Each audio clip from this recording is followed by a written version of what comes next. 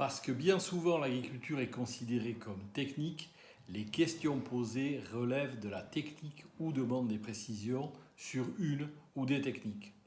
Et donc cela ne colle pas du tout avec l'agriculture régénérative qui est éminemment stratégique dans sa façon de réfléchir.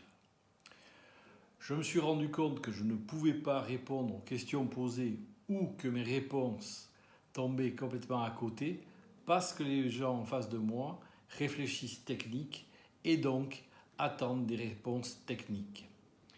Je vais prendre l'exemple du Ultra High Density Grazing, c'est-à-dire un pâturage à très haute densité. Par exemple 1000 têtes de bétail sur 1 hectare pendant 1h30. C'est une stratégie qui va être utilisée de temps en temps, dans certains cas particuliers, et ce ne sera jamais une technique à appliquer. Si c'était une technique, voilà comment on pourrait la présenter. Vous allez faire 4 déplacements par jour, vous serez à une densité de 850 UGB par hectare.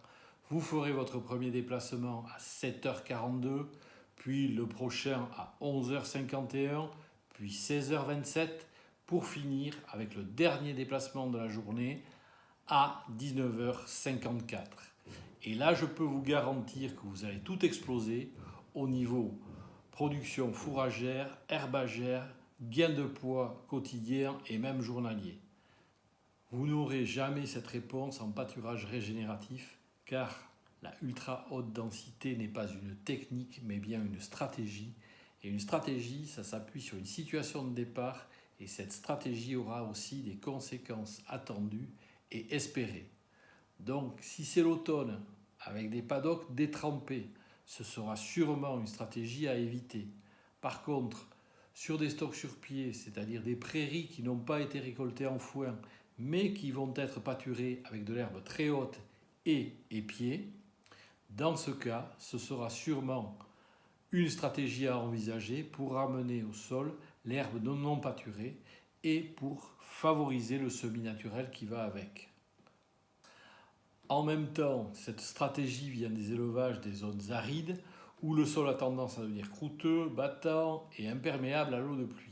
Donc, c'est utilisé dans ces contrées comme outil pour casser cette croûte imperméable, pour favoriser l'infiltration de l'eau dans le sol. C'est le bétail et surtout les sabots du bétail qui servent d'outils pour modifier la surface du sol avec pour conséquence attendue de favoriser l'infiltration de l'eau dans le sol au moment de la pluie et de créer des conditions de germination de la banque de semences au sol. Quand va-t-on utiliser la ultra haute densité?